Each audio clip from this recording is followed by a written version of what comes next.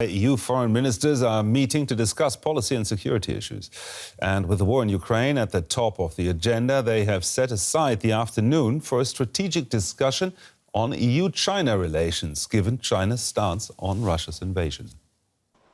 After the COVID-19 pandemic and in the midst of the war in Ukraine, the European Union is reviewing its relationship with China.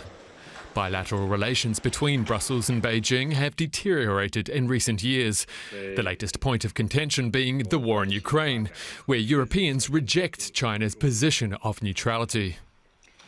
China is indeed supporting the Russian war of aggression in Ukraine.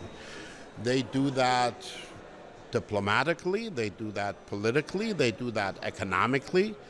They even allow some of their companies to sell goods to the Russians that can be used in enhancing their armaments.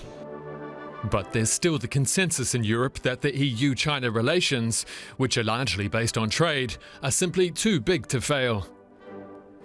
The EU chief Ursula von der Leyen recently said there is a need to reduce the dependency on Chinese resources and manufacturing, but that cutting ties with China was not in Europe's interest. And the Chinese government has received the message clearly from European leaders that relationship, that the EU-China relationship now passes also through Kiev.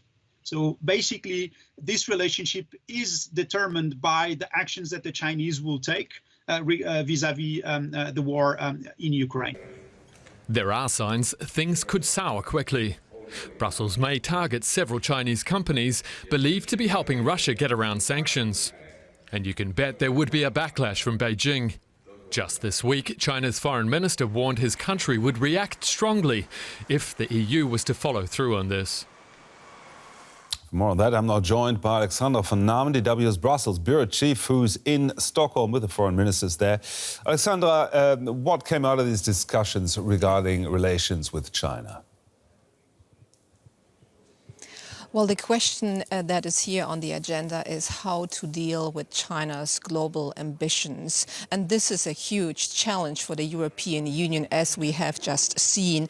And until now, member states were on the same page that China is to be seen as a partner, as a competitor, and a systemic rival. The problem is that this rivalry, this aspect, has been deepening in the last years and months. And of course, that needs to be addressed at the same time. However, as the EU foreign policy chief Josep Borrell told us, we still need, as Europeans, as he said, China to solve global issues such as global food security, for instance, or climate change. China is burning more coal than all the other nations together, he told us. But the problem is that at the moment, China doesn't seem to be willing to engage on those global issues. And that is something that needs to be addressed. And that is something that ministers discussed here. So, of course, business is also a factor. Just remind us, how important is China for the EU's economy? Well, you're totally right. China is the EU's second largest trade partner in goods.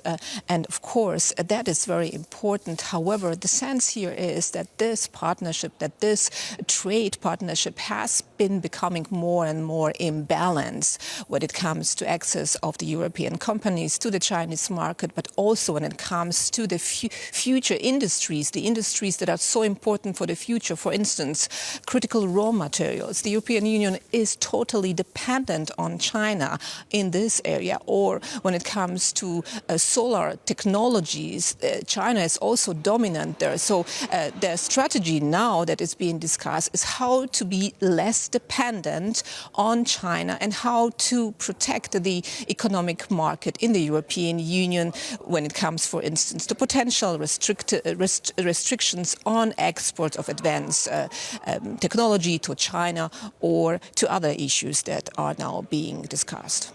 Now, China aside, what else was discussed at that meeting there in Stockholm?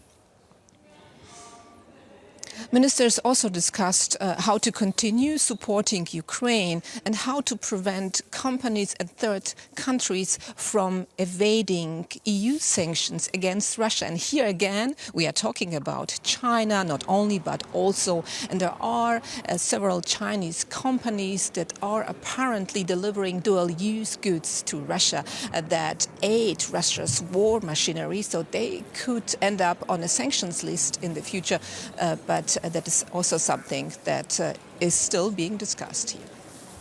Alexandra van Namen, der DW's Brussels Bureau Chief, reporting from Stockholm. Thank you very much, Alexandra.